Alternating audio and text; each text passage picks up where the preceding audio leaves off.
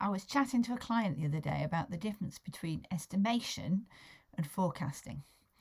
So, estimation makes sense as something you might want to do.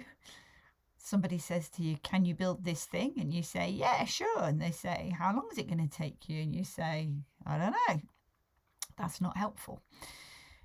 So obviously we want to know how long things are going to take. The problem is we don't. And yes, we can guess, and that's what an estimate is. It's a guess. But it turns out that software engineers and software professionals in general are really not very good at guessing how long things will take. One of the things that people do to try and help this is they get a whole group of people together and they get them all to guess, and then they kind of take the average of those guesses effectively. But the problem is that when you're asking a bunch of people how long something will take, the information that they tend to use as the basis for those guesses is how complex they think something is. And they tend to think about that in terms of how much coding is there going to be to do. And that's actually a relatively small part of the puzzle. The things that tend to delay things being completed are a lot more than just the amount of code that has to be written. And in fact, completed means delivered to a user. And that tends to not be what software engineers are thinking about when they're making estimates.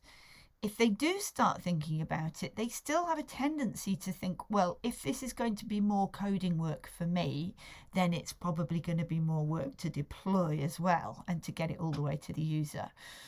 But in fact, the things that delay software getting to the user tend to be things like integration with third parties. It tends to be things like things getting stuck in pipelines, things maybe taking a long time to test, depending what your testing regime is.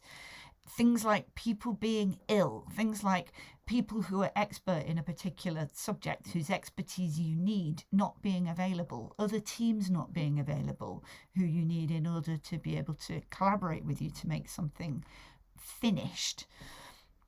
So rather than asking people to guess, what you can do is something that I've heard called forecasting. And I realised when I was talking to the client that actually the word forecast doesn't necessarily mean to other people what it means to me, because she drew the analogy with a weather forecast, saying that when you get the weather forecast, you don't necessarily trust it. What I mean when I say forecasting is that you look at past data and you extrapolate from that to make a much more accurate prediction about how long things will take in the future. So you can look at all the work you've done previously and take an average of how long it takes per piece of work, how long it actually took per piece of work, and then use that as your basis for projecting forward. And the advantage of that is it's based on real data and it's based on how long things really did take. Because one of the problems with estimation is that people will always tend to be over optimistic because they give you the answer that they want to be true and that they think you want to be true. They want to make you happy. They want to make themselves happy. So they'll tend to be over optimistic. But if you look at past data, that's real data. That's how long it really took.